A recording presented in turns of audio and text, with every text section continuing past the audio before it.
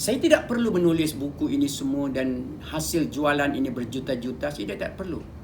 Tetapi saya mahu membalas dendam kepada Ford in the good old American ways.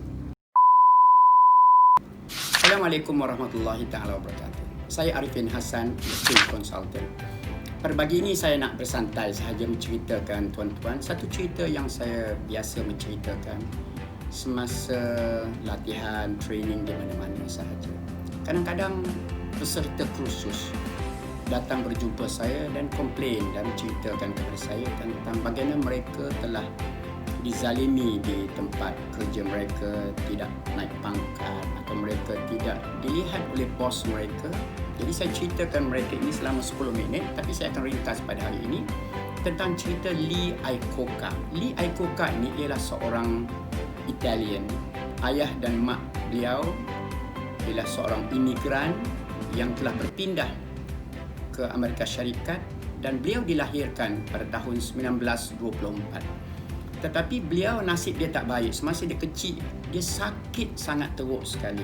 Akibatkan beliau telah tidak diterima ke dalam tentera Amerika Syarikat pada Perang Dunia Kedua. Selepas Perang Dunia Kedua itu, dia terlibat dalam industri otomotif macam pengeluaran Proton dan Pro 2 di Malaysia lah. Jadi apabila dia kerja dengan satu syarikat Ford Foundation, dia telah terlibat dalam mengeluarkan satu kereta yang sangat terkenal, yakni Ford Mustang. Sehingga kan akhirnya beliau menjadi presiden kepada Ford Foundation. Dan nak pendekkan cerita, pada masa itu berlaku kegawatan ekonomi dan kejatuhan sales yang agak teruk sekali sehingga kan Ford ini telah membuang dia dari kerja. Malukan dia sebab dia seorang president of the company. Jadi beliau pun menganggulah, dia duduk di rumah dia dan pada satu hari itu dia menerima panggilan telefon. Dan telefon ini datang daripada tidak lain dan tidak bukan sebuah syarikat yang terkenal satu lagi, ialah Chrysler. Chrysler menjemput dia untuk bekerja di Chrysler. Ingat, masa ini kegawatan ekonomi telah menyebabkan industri permotoran ini jatuh dan Lee Iacocca telah dijemput di Chrysler untuk memimpin Chrysler agar ianya naik semula. Tetapi Lee Iacocca mengatakan, give me one day. Beri saya masa satu hari. Dia berfikir, dia kata. Jadi, dia pun berfikir dalam sehari itu dan as promised, esoknya motor company ni membuat panggilan telefon kepada dia. Dia kata, saya menerima. Lee Iacocca, saya menerima tawaran ini dengan satu syarat. Awak hanya membayar saya gaji $1 setahun kepada saya. Dia pun bermulalah kerja pada hari esoknya dan dia telah membuatkan kereta Chrysler ini akhirnya lebih hebat dan lebih kuat, lebih banyak sales daripada kereta Ford. Selepas beliau berjaya di Chrysler ini, dia telah menulis satu buku.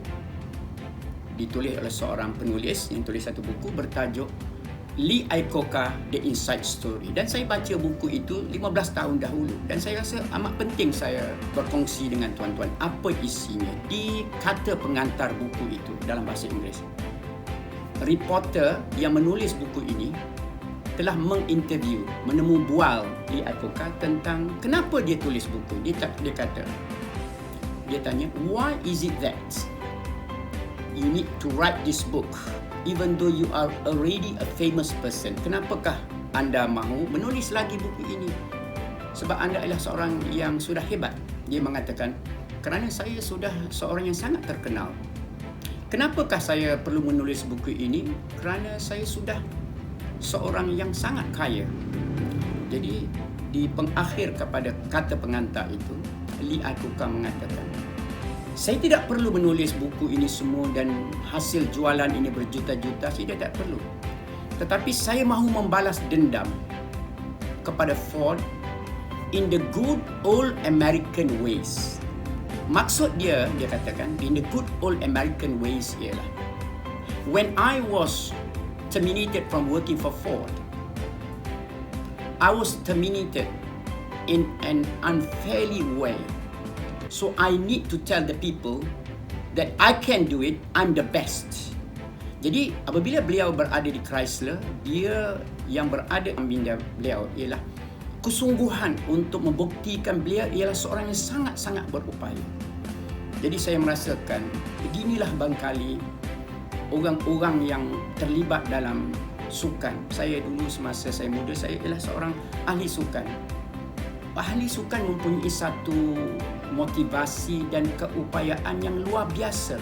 Mereka menggunakan pelumba pecutan lari menggunakan satu kaedah dinamakan anaerobic respiration, di mana mereka tidak boleh mereka boleh memecah rekod dunia. Jadi bagi tuan-tuan yang berada di organisasi atau di pejabat yang merasakan anda telah dizalimi, bos tuan-tuan telah tidak menunjukkan satu keadilan dalam menilai diri anda, gunalah teknik Lee Iacocca, yakni prove to people that you are the best and you can do it.